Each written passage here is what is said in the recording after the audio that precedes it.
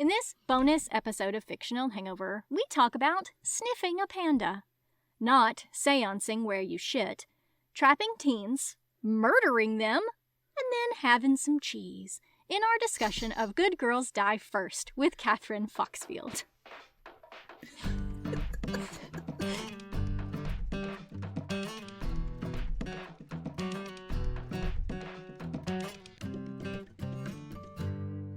Hey everybody, welcome to Fictional Hangover, a podcast about young adult and new adult books, series, authors, and voice actors that is full of spoilers. I'm Amanda.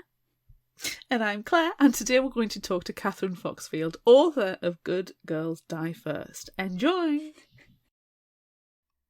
Claire, is it time? It's time! It's time! Pew, pew, pew, pew, pew, pew, pew, pew.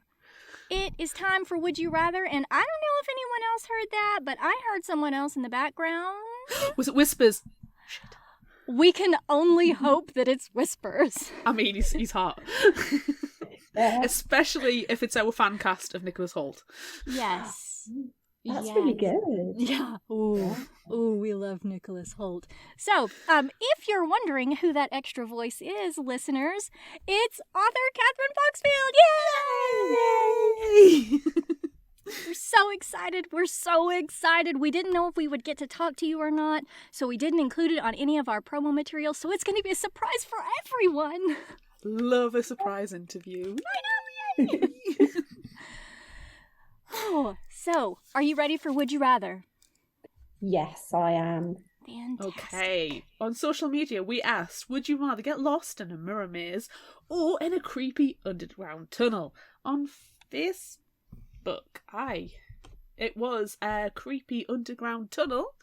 On Instagram, it was mirror maze with 67%. On Twitter, scarily enough, it was mirror maze with 67%. And on TikTok, it was mirror maze with 70%. So, bit of a difference. We've given you some comments from our wonderful listeners. Constance on Facebook said, "Oh, hell no, I am going in those damn tunnels. Mirror maze, if any at all."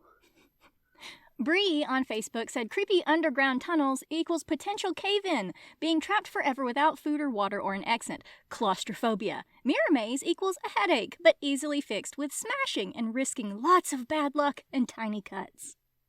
Colin on Facebook said, "Now you see, mirror maze was my first choice, but then I realised I'd just end up running face first into every G-dangle mirror in the place. Creepy underground tunnels, at least, have the advantage that you at least know where you are. Maybe you can find a map, or at least appropriate one of the friendly hobos." Coral on Facebook said, "Have you been in a mirror maze? So confusing. At least in underground tunnel, there's only two ways to go, back or forward. Long as I get a flashlight, we're going with underground tunnel." Coral, I know you watch Destination Fear because you're the one who told me to watch it. I'm sorry, but this season there is no flashlights. She'll get that reference. Yikes. L20 Kev on Instagram. "It's all about pee for me." Of course, Kev, it's always about pee. Of course, Kevin. It's all about pee. I'd say mirror maze because wherever you go in the world, if you ever have to walk through a tunnel, there always smell of urine. Oh, Kevin. Oh, Kevin, it's all about the bodily functions. It is. Books from Fairies on Instagram said, "Not sure. I'm afraid mirror maze will give me some fright too. I'm suspicious about reflections in mirrors. I try to avoid them if I can." And lastly, MadLad831 on TikTok said, "Mirror maze doesn't sound bad until you realise you're stuck with me, myself and I. One of them is always in your face." Ooh. So, Kathryn, mirror maze or underground tunnels? I think I would have to go for the mirror maze. And it's difficult because obviously I wrote the book, so I know you can't actually touch the mirrors because something horrible might happen. But my second book, actually, that just came out in the US called Come Out, Whatever You Are, is set in an underground cave and awful things happen. So, yeah, I wouldn't be going for the underground tunnels personally. It would scare me too much. You see, I have a long-standing... Everybody knows I can walk past a mirror and never see myself because I avoid looking in mirrors at all possible. And I don't really want to be stuck in a mirror maze, especially because it's it's the infinity problem as Yeah. well. I mean, I don't think I'd want to be in either personally. I mean, I like No. reading it in books, but can I just... Unfortunately, you wrote it, so you're stuck in one of them. You have to pick. Oh no! Yeah, It's not our fault. Don't blame us. I know, all it's your all my fault. fault, isn't it? Yeah, I'd definitely go for the mirror maze. I'd probably try and sneak in like a large hammer or something. Nice. If you could break the mirrors, I think it would probably be a bit easier, but I don't know, there's something about the tunnels. Plus, I love spooky things, so tunnels. Yeah, I mean, I love spooky things, but not dying. It's kind of, it's that line, isn't it? Death, fun. Yeah, but if you break the mirrors, okay, you are surrounded by sharp, pointy objects that could kill you. Or someone else. Yes. The person who's behind the mirrors, perhaps. Or in the mirrors. Or in the mirrors, yes. What are you doing, Amanda? I don't know, because I love both of them. I mean, I got serious Candyman vibes, and everyone knows how much I love Candyman, so it's fine. So I'm kind of thinking I really want to be in the mirror maze so I can have my full-on Candyman vibes. But then also I like the underground tunnels too, because I mean they're just creepy beyond all reason, and I love all things creepy. I think just for Candyman purposes, I'm going for the mirror maze. Well, can and I point also, out... wait, no, how many times do I get to see Whispers in the mirror maze? He's all around me, and I'll just be like, oh, look how beautiful you are. It's oh my God, it's fine. You've turned me into a BFF. That's fine. Yeah.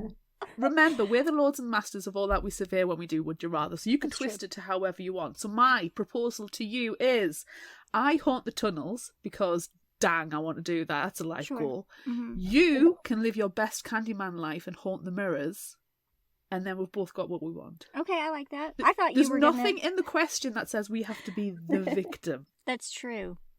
See, I thought you were going to suggest that the mirror maze is inside underground tunnels. I mean, which could would if you just really get want. both of them. It could if you want. Make it even scarier. Yeah.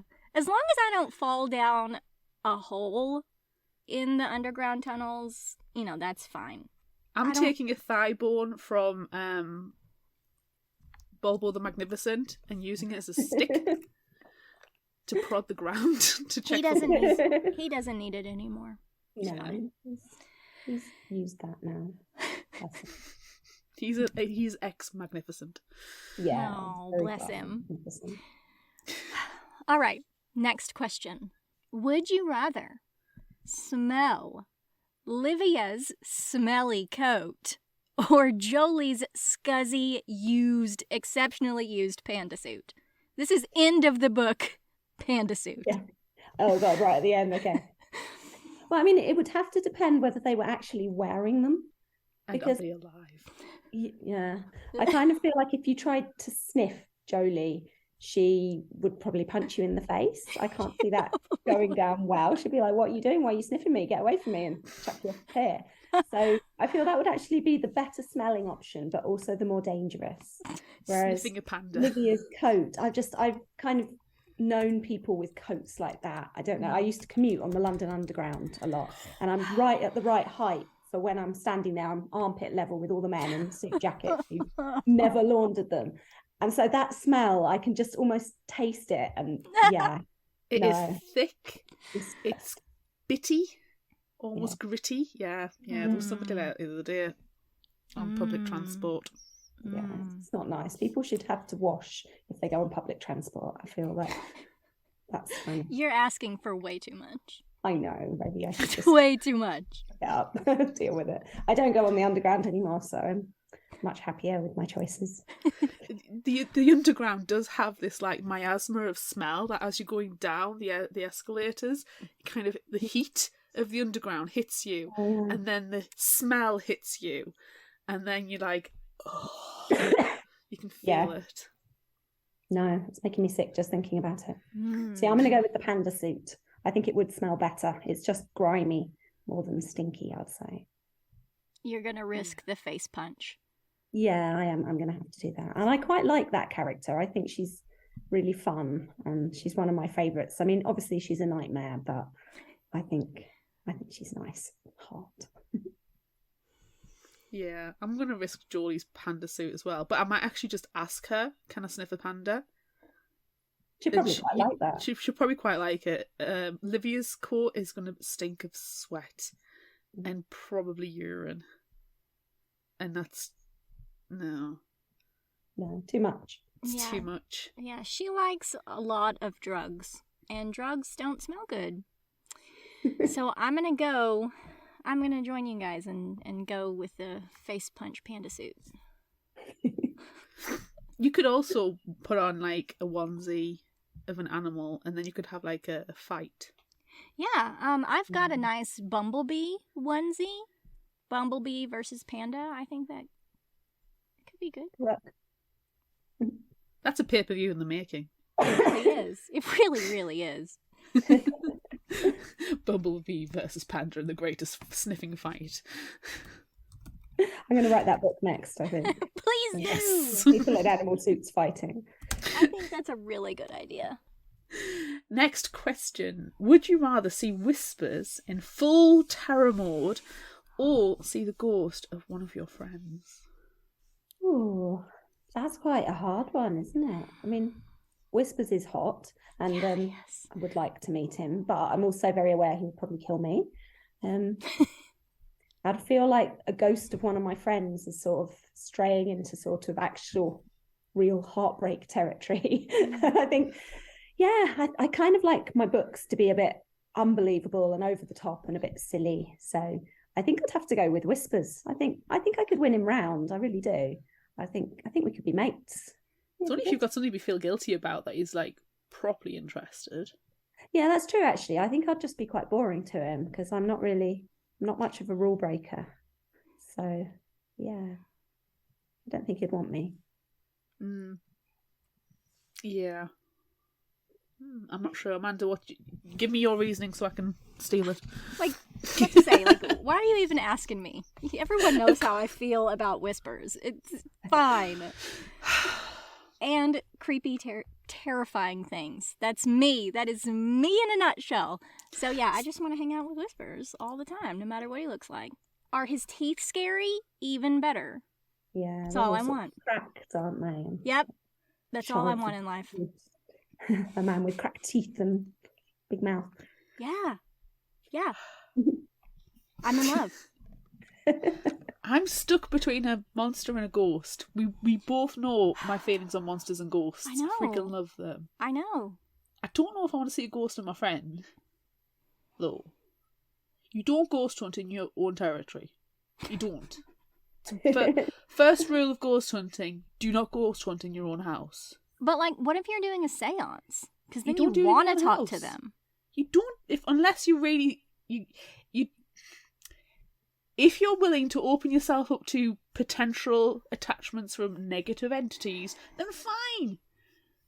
Seance where you shit, that's fine. But personally, Seance where you shit. seance where you shit. Gonna write that one down. Yeah, put that on a t-shirt, get that one printed. Oh, you know what? It's already going in our shop. We'll send you one. Don't worry. But I don't want it. I don't. As much as I would like to think ghosts are real. It's a long-standing fictional hangover. Not like everybody knows I love ghosts, and I've done ghost hunts, etc., etc. I'm not convinced ghosts are real. So if I saw a ghost of my friend, it's either going to convince me or make me believe I'm needing to seek therapy. But if Whispers transforms from Nicholas Hoult into some big terror mode, that's still kind of hot. Yeah, I'm with you, Amanda. I'm gonna have to meet terror mode Whispers. It's the best. It's the best version. The best version. Terror mode. Terror Mode mode. engage. Yes. All right. Would you rather witness the cage electrocution or the pure garbage shark attack? Ooh. See, both of those characters, I feel they really deserved what they got. So I was kind of cheering their deaths as I wrote them. There were a few deaths where I was like, this is actually genuinely sad. But with those two, I was like, they totally deserved that. So I think maybe the garbage shark, because I quite like the kind of this monster rising up out of the water and impaling someone through the heart. I think it's got a kind of nice sort of finality to it. It kind of, he's dead. There's no coming back from that, is there? Yeah. Kind of And Clem totally deserved that. He needed to be killed. He was a garbage shark himself. He was. Teddy's was a bit pathetic. He was a pathetic person who did a terrible thing, and his death, like sobbing drunk, was also sad and pathetic. I had no sympathy for. I didn't have any sympathy for Clem, but at least when Clem died, I was like, yes, yeah. Finally got that justice, because he was around too long. Every time it got to that edge, and I think Amanda, you said the same thing. It got so close to him being killed, and they didn't, and then he wasn't, and You just wanted them to die. Yeah, yes. I got so excited every time, like, oh, he's finally gonna die. No. Can you imagine if he'd lived till the end? There would have been a very angry tweet, to say the least. But like, terrible endings are my favorite type of thing, so I would have loved it. Like, yes, I hate this guy. He's in real life as well that he's the kind of guy that probably would just get away with it all. Oh, of course he would. His lovely life and not think anything of it. And so it was quite cathartic to write it and be like, for once, this type of boy is going to get his comeuppance. Yes. He was like the epitome of like boys will be boys behaviour, and I hate that. He'd turn around and just be like, oh, but I'm a nice guy, and it's like No, I hate that kind of nice popular guy who thinks he can do whatever he wants. That's but the environment. You would have done the same thing if you were in my position. No. And then he flips out his harmonica and plays with it. Like, you shut up. Was like, when I thought of that, I was like, oh, he really is the most irritating man that you can harmonica. What's the most irritating musical instrument? Well, I could give him a kazoo, but it's not really. Yeah. It's not that musical. Give him the musical version of a kazoo, and that's a harmonica. That's perfect. Yeah. I've hidden my son's harmonica.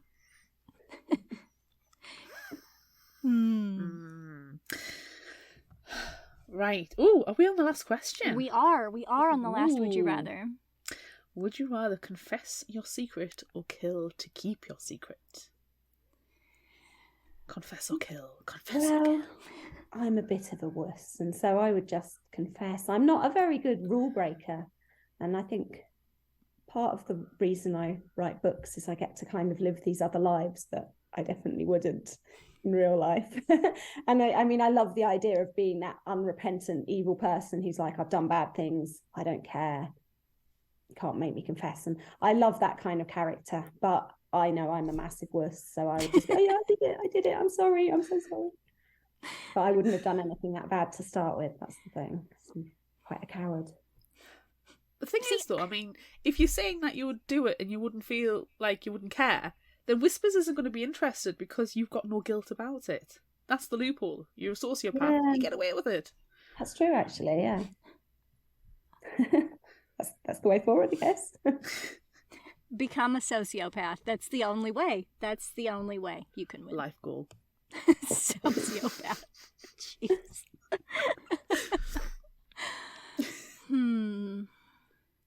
I think mine depends on the kill. You know, because some of the kills in the book were more exciting. They were, they were more shocking, as it were. Sorry. Womp, womp, womp. So I don't know. My argument to you, or statement to you, would be: how many people are already dead, and how close am I to winning the game? Thought this through. Of course. If I'm close to winning the game. And it's that line, isn't it? How far would you go to actually protect yourself and to save your own life? potentially save the lives of the people you care about. I mean, I think I could kill someone if it was to save myself and if they were a really evil person. So if it was me and Clem, then I would be like, yeah, you're dying. That's that. Well, Yeah, that's that- it. Yeah, that was going to be my thought. Like, who am I left with at the end? Like, am I there with my friends, or is it me and Clem? Because if it's me and Clem, I mean, garbage shark all the way. But if it's one of my friends, like, what am I going to do? Am I going to try to keep you safe? Are you going to try to keep me safe? Or are we just going to end up screwing each other over at the end? Like, how's it going to go? This is a tough question. I hate it. My leanings towards kill. Legal disclosure, I'm not killing anybody. We're not killing anyone. We're not Fictional killing anybody. Hangover is not killing anyone. No. And the only reason I'm saying that is because I don't see any reason to confess my secret, whatever my secret may be, until the situation warrants it. And like we said, it depends on who's left as to whether it's worth it. If it's, like we say, Clem, Teddy, no. And if you confess your secret, you're probably going to be the next person to die because you're no longer any use to Whispers. So Yeah. it's putting a target on you just to do Yeah. the right thing, aren't you? So I can't confess my secrets because I want to team up with Whispers. I want to be friends with him. So yeah, So it's kill all the way. just kill everyone. Just Yeah. kill everyone. It's fine. I don't know why we debated this for this long. I It's don't kill know. everyone. I don't know why we talked about it for so long. Do we get a Netflix and chill with Whispers? Kill everyone. Yeah, it's fine. Oh, I'm so glad we're all three just straight up murderers. Yeah, it's good to know.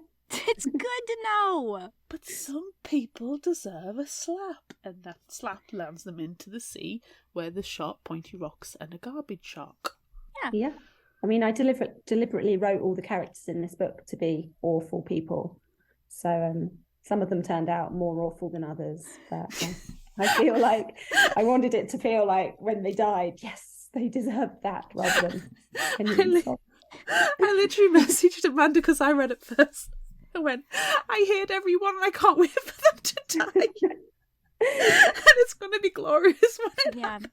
And when you sent that message, I was like, oh, yes, they're all terrible. I love it already. Yeah, I love a terrible character. I mean, I yeah. have 3 books out in the UK now, and it's safe to say there are no good people in any of them. Yes. So, yeah, I love them. Yeah. They're brilliant. Although sometimes reviewers will be a bit like, why is this person so awful? They're so unlikable. Was that deliberate? And I'm like, you think that wasn't deliberate? Yeah. Yeah. That seems to Oh, happen quite a lot. People don't realise that the assholes are meant to be assholes. Like, Yeah. to be fair though, I will shout out to my girl Esme because I did like her. I genuinely liked her, and I think apart from her like trying to keep everybody from a distance, which I can appreciate and understand, I don't think she was that bad a person. No, I wanted her to live actually, but because this book was based on, and then there were none, the Agatha Christie book, my editor was like, you have to kill them all. You have to have one at the end. You can't let them live. So yeah, I was a bit sad about that. I thought Noah was a nice guy as well. I liked Ollie too. Yeah. And like, I feel like we need to just go ahead and say right now that's the end of Would You Rather, and now we're moving on to other things. Because I really liked Ollie, and like his secret wasn't all that bad. You know, nobody died. He just took some steroids. It's fine. There are worse he things. Didn't deserve to die, did he? No. I think everybody is cheated in some way, shape or form, whether it's like a cheat code in a video game, to a test, to, copying notes off somebody, to to steroid. There's various degrees. So yeah, it's not big a deal. No. Like he didn't hurt anyone but himself and his own, shriveled testicles. He didn't hurt anyone else. So he should have lived. And he tried to save everyone and also run to the police and turn everyone in, whatever.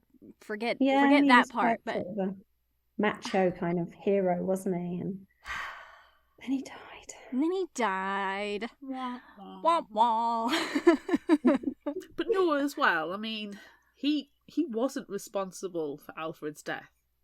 No. Alfred arranged the match. He didn't pre-arrange it with agreement. He did it off his own back. So can you be blamed for not wanting to fight? I don't see that Noah's death. Like, Noah had guilt and he shouldn't have, in my opinion. No, I think the book's kind of all about how guilt will eat you up on the inside, and it doesn't really matter what it is that you feel bad about, because it's just so personal, I guess. And so some of the characters who felt worse about what they'd done hadn't done anything all that bad, and then the ones that had done something really terrible were a bit like, yeah, I don't care what you're going to do. So there's just like a level of being a sociopath. You know, where do you fit on the sociopath scale? Do you care about what you've done? Do you care about who you've hurt? You know? Oh my God, Imogen.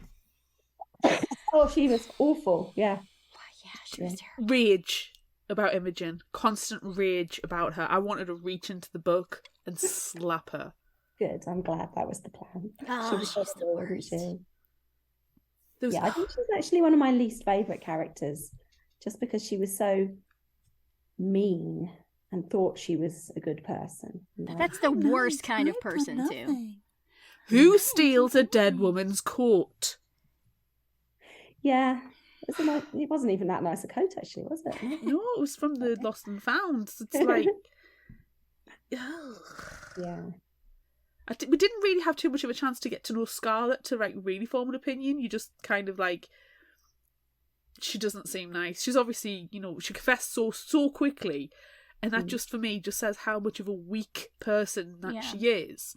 Yeah. And my husband always takes the mickey out of me, saying that if it's a weak female, I will instantly hate them. It doesn't matter was a real what. cow, wasn't she? So she was awful. She was. She really was. So I was glad she was gone straight away.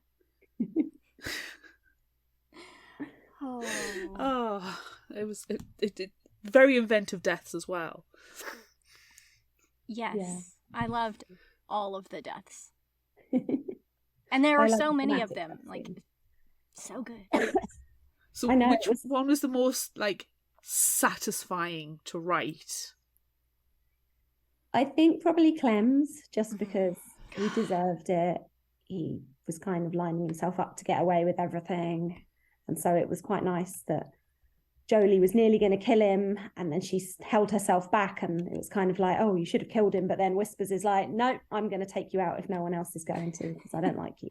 And then Garbage Shark stabs him through the heart. So I think that was probably my favourite.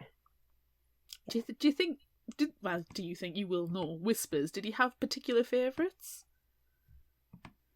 I think he probably did. I mean, who knows him? He's an unknowable man, isn't he? I'm not sure whether I can describe him as a man, but yeah, I think he probably had some that he would rather work with. I think he quite liked a few of them, and then not so much Clem. I didn't like Clem, so he had to die, didn't he? He did. Pretentious. So pretentious. I think music about the environment. His death was definitely the best, and the most satisfying, I think. I quite liked killing Imogen, because yes. that was so deserved. Yeah.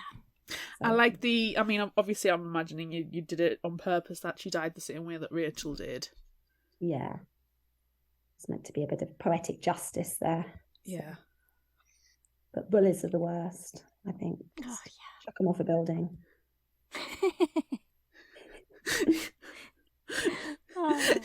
I have to say, in real life, I'm actually really nice. I'm kind of sort of painting myself as a bit of a sociopath here, but no. The nicest people write the gruesomest deaths, I find. Yeah, I think so. Or the best horror. Other UK thriller writers, and we're all sort of women in our 30s and 40s, and all sort of like, hi, how are you? Yeah. You're just so kind and bubbly and like tiny and sweet, and you're like, oh yeah, I created a garbage shark and impaled someone through the heart. What did you do?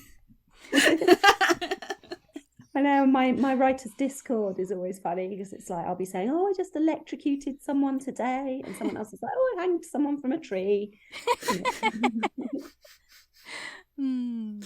Why do I suspect that we've quite a few of those writers in our Fictional Hangover family? Because that sounds familiar. Oh, I'm sure we do. Probably. So do you think Clem... I mean, we're showing a lot of hate for Clem, because Clem's the worst. But is his secret the worst?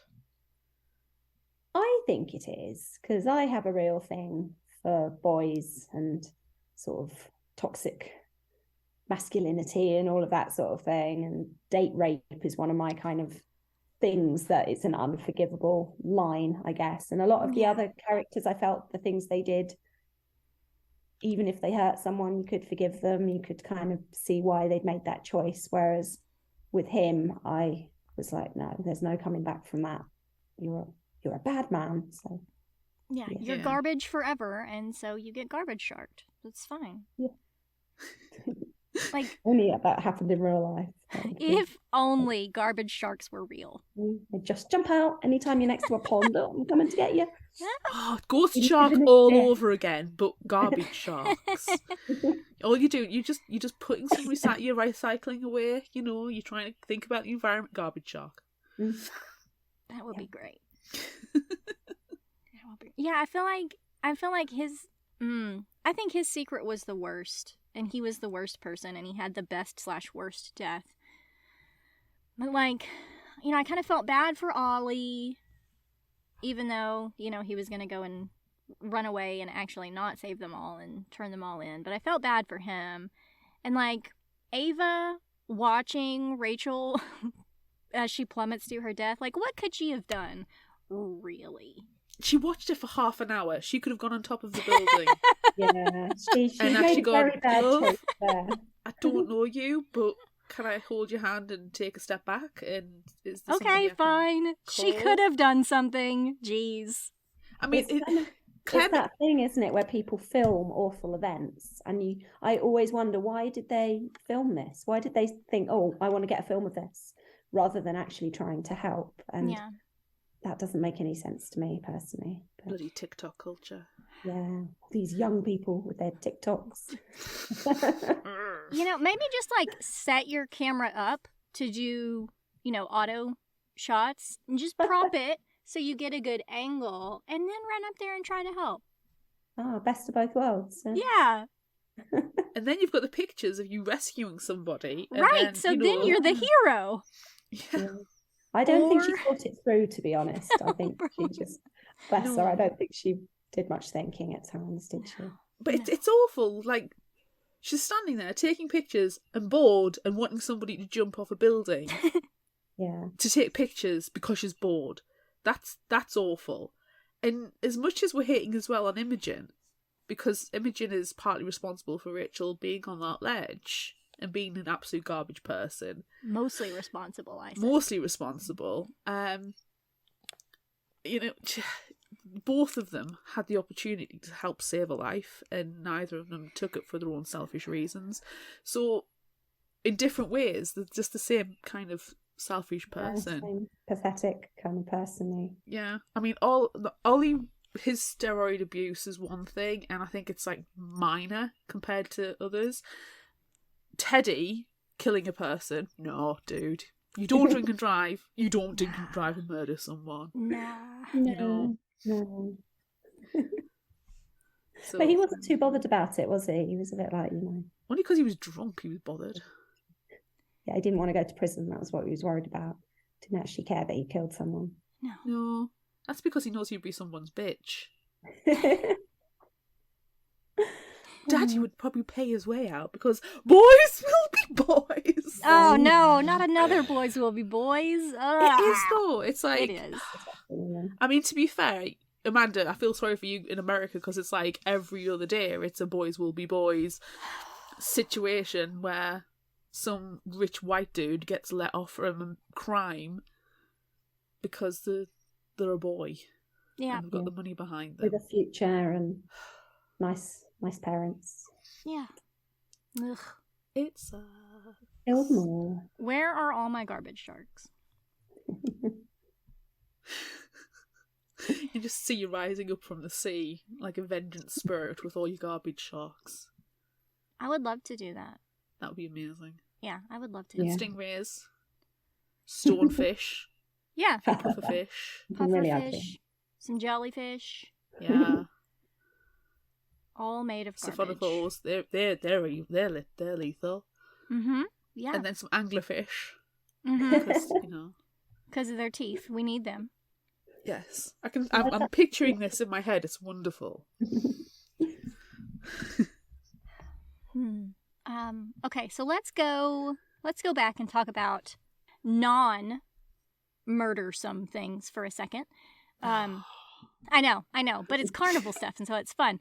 Like, if you're going to a carnival that's not, a burned down husk, it's an actual real live carnival.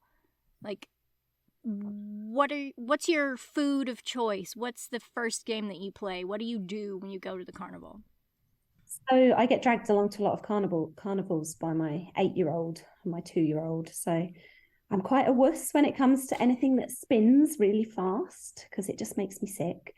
But I do like a little kid's train or a carousel with the horses. I think I'm quite happy to go on them with the little kids, and then my daughter goes on the scary things with her dad. And as for food, I like those little donuts. You get the dinky donuts.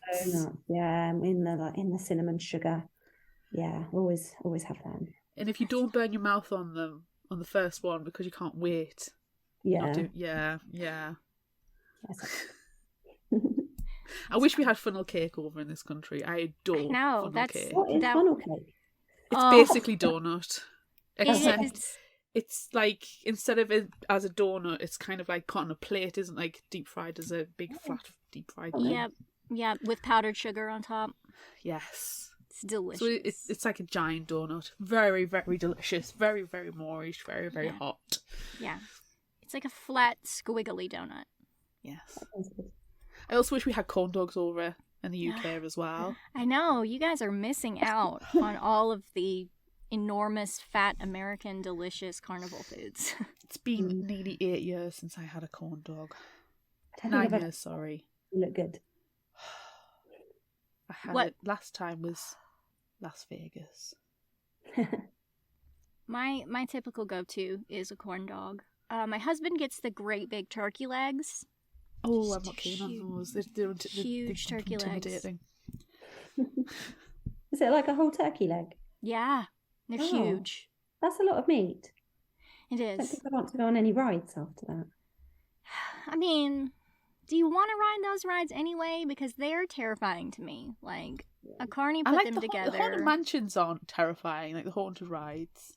I just don't want to ride anything that goes up in the air that has been transported all over everywhere. Because, like, what if a screw is missing? Yeah, it's that thing, the danger, isn't it? I'm always looking around, risk assessing what I'm doing, thinking, no, this isn't safe. If you're going to the travel carnivals, I get that. But if you go to Brighton Pier, it's a permanently situated carnival. Or we have one in the next city over, there's a permanently situated carnival. Is that not a bit safer? Until it breaks.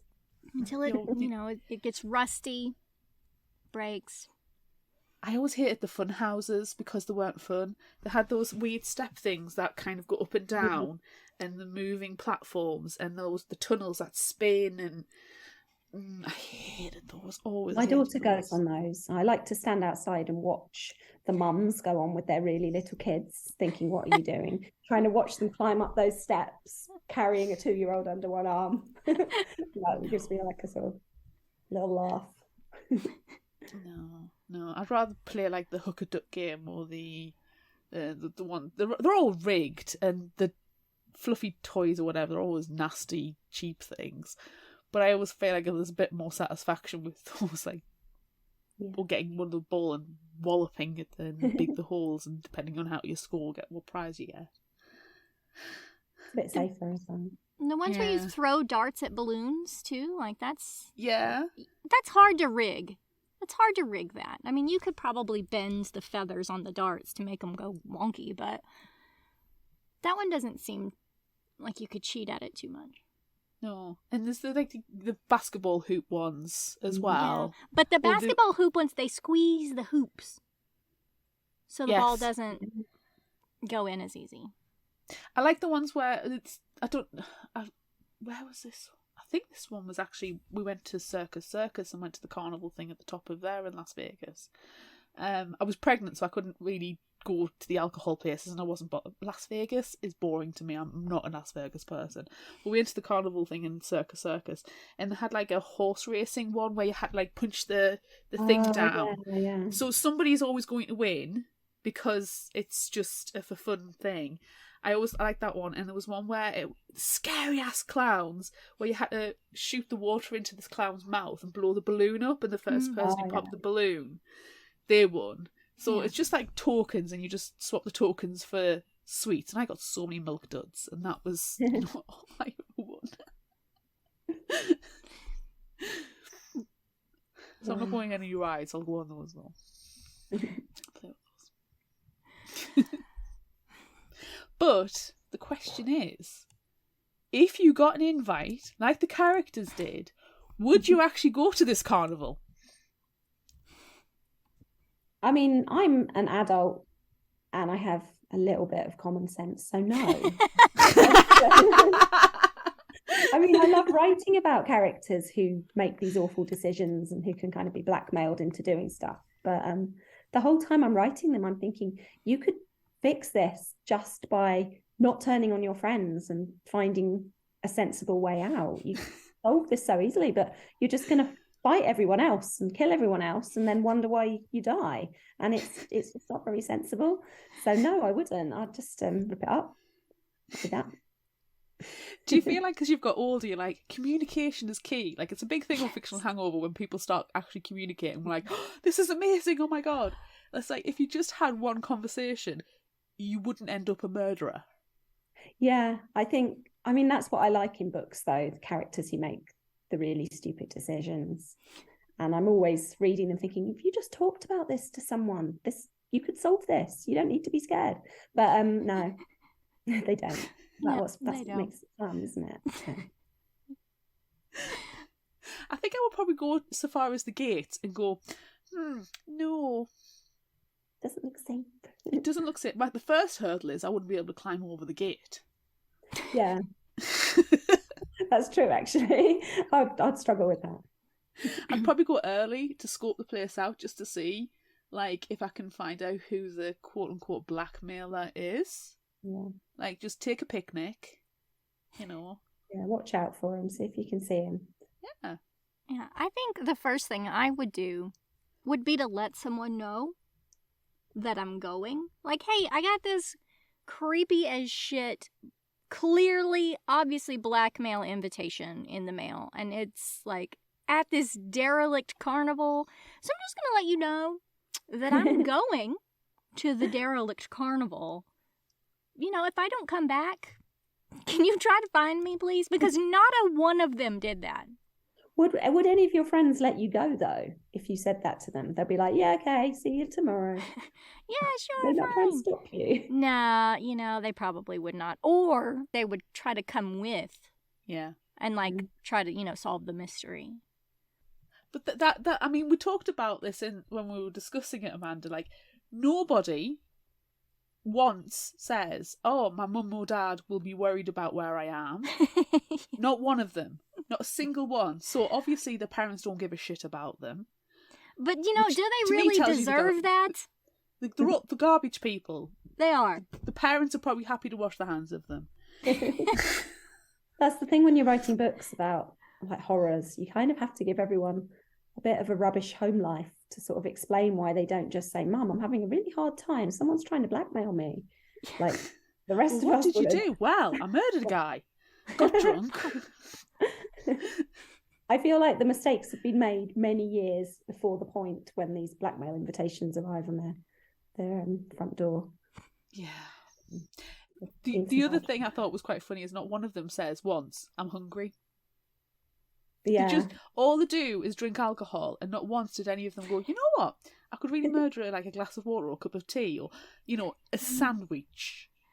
Yeah. So it makes me wonder what the passage of time actually is.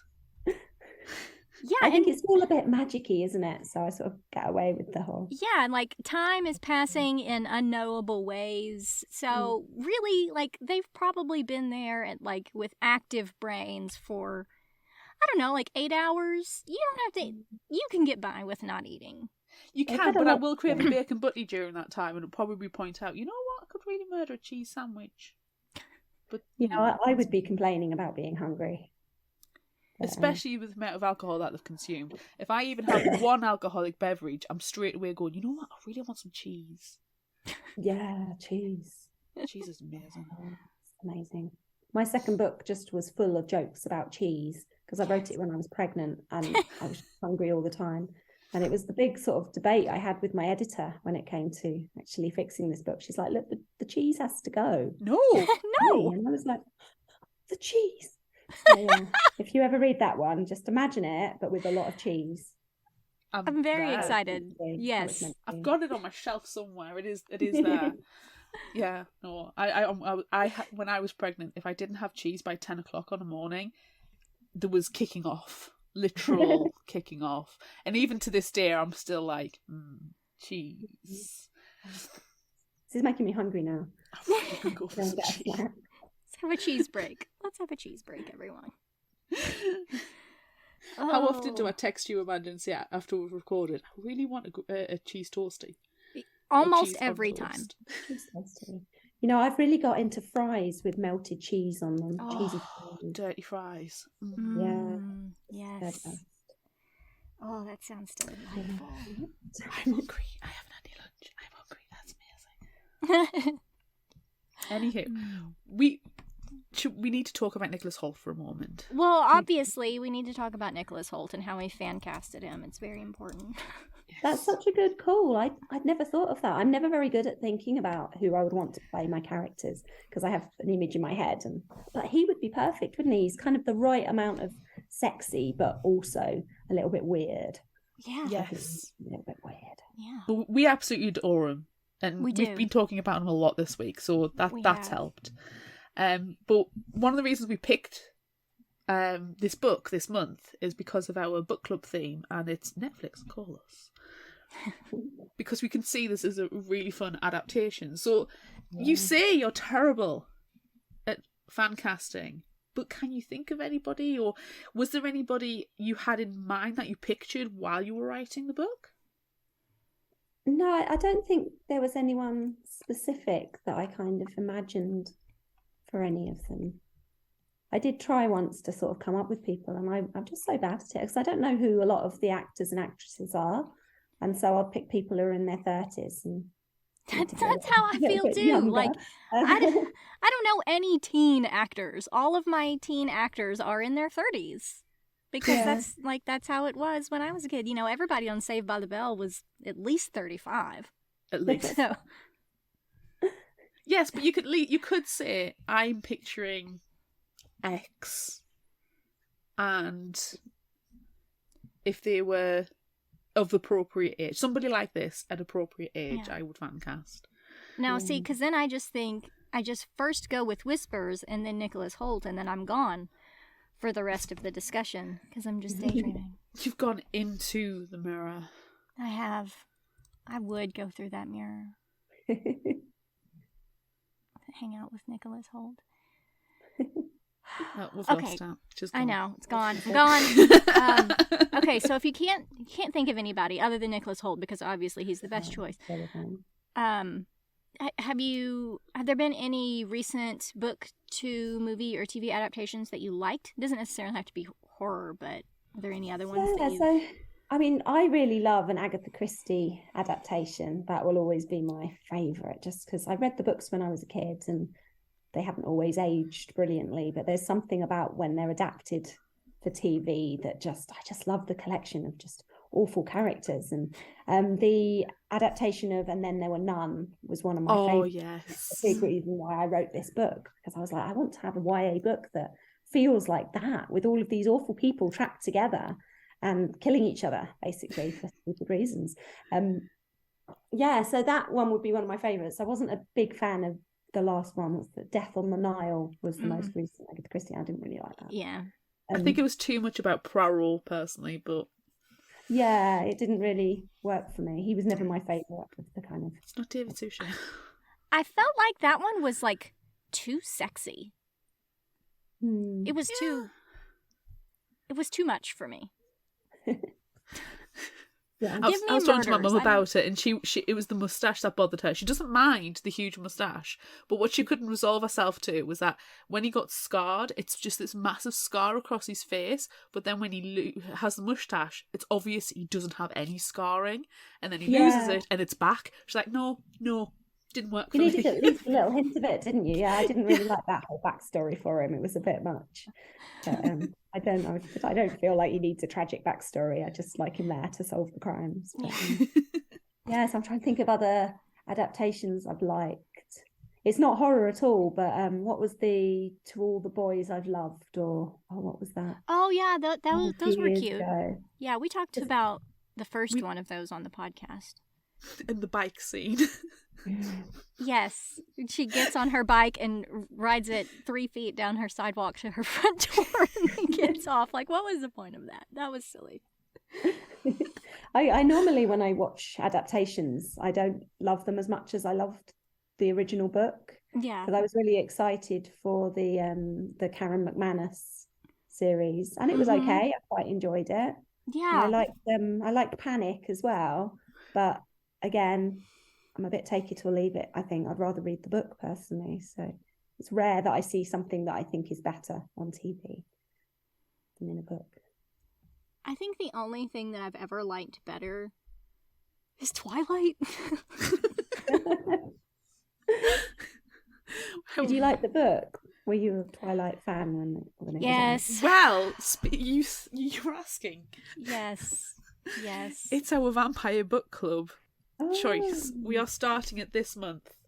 Yes. So we're going to be reading the original four wow. books this month I've for our never vampire book club. properly read them, because I think I was just old enough that I was kind of cynical and like, I'm not reading that, it looks rubbish. And I now have lots of friends who are writers as well who read this, and this kind of shaped them as writers, and they just loved it so much when they were kids. And I'm kind of quite jealous that I never had that with them. Join And in then with our they're vampire book club. Yes, You don't have to join in. be actively participate, but like Amy recorded last year when we read the Stucky Stackhouse books.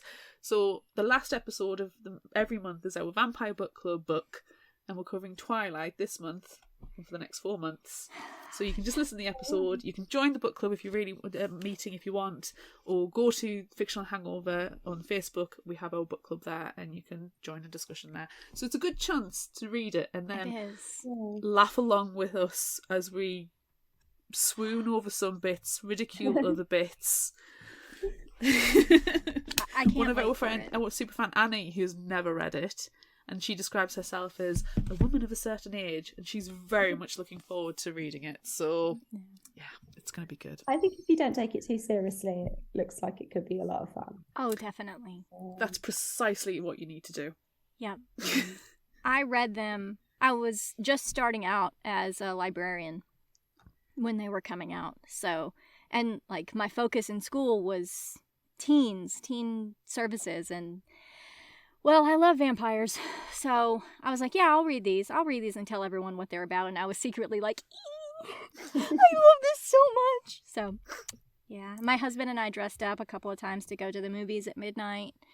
I had the short flippy out hair at the time, so I was the perfect Alice, and my husband is a pharmacist, so he's a doctor with lab coats and has blonde hair, so he was the perfect Carlisle. We had good times. We I had good remember times. we squeed about it a lot at where I worked. We had a whole Twilight read thing, and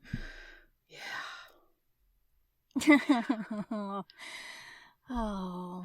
Anywho, right, we need to stop daydreaming about these things. We do. We need to stop daydreaming about Twilight and Nicholas Hoult. So, Good Girls Die First is your first book, but you have at least another 2 out in the UK.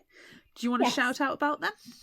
Yeah, so in the UK, I have It's Behind You out, which is set in a haunted cave, which I just love.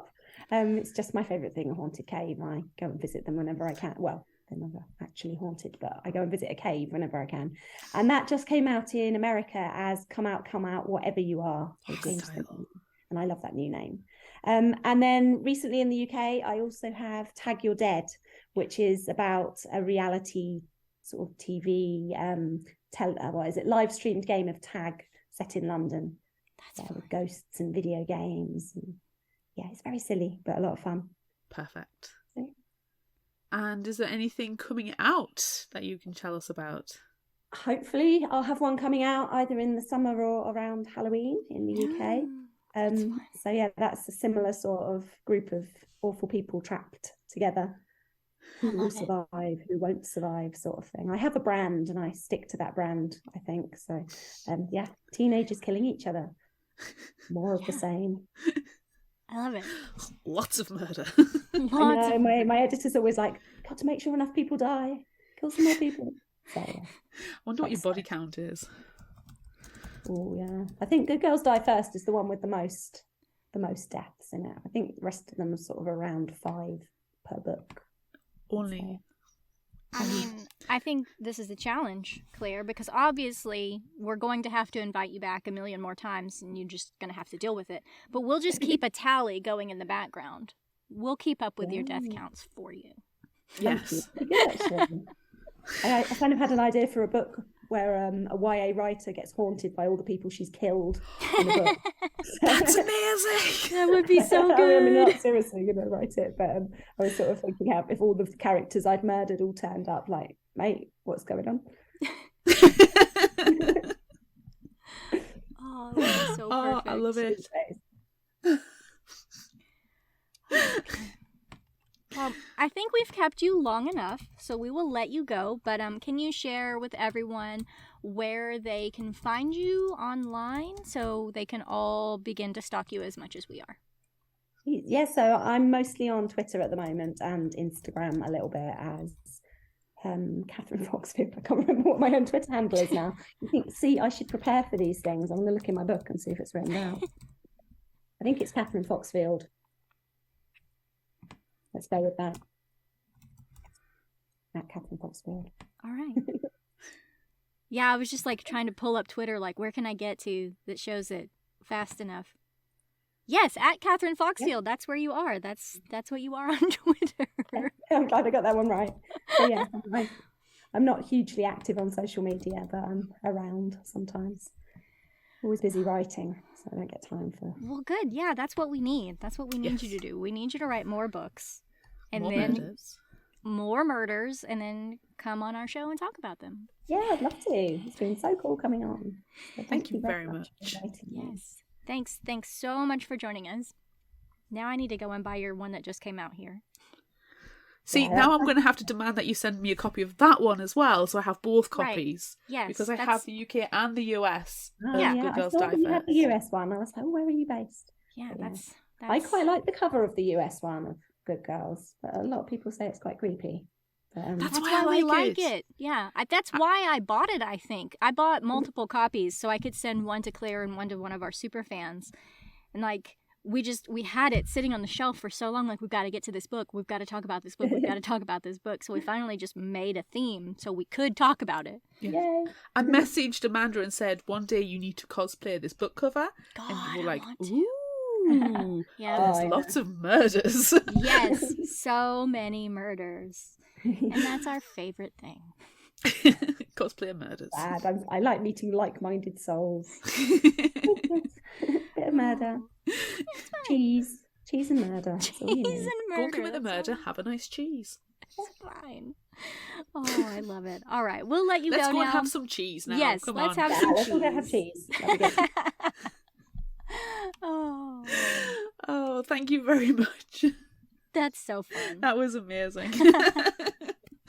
So, that's it for this bonus episode of Fictional Hangover. I'm Amanda. And I'm Claire. Join us next time as we discuss The Dream Thieves by Maggie Stiefvater. Look out for our Would You Rather polls on social media. Don't forget about our book club and monthly challenges on Facebook. Be sure to visit our shop on Redbubble at fictionalhangover.redbubble.com for all your favorite Fictional Hangover-themed merchandise, and become a patron of ours on Patreon at patreon.com/fictionalhangover. Until next time, remember, the only cure for a fictional hangover is another book.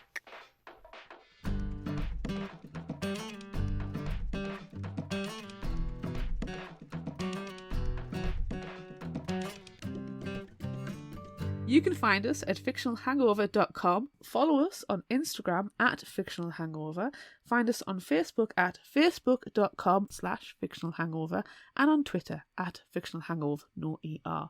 If you like this episode, check out our others, and be sure to rate, review and subscribe so you don't miss out. And finally, special thanks to Liz Emerson for her music. You can find her on Facebook and Patreon. Thanks for listening.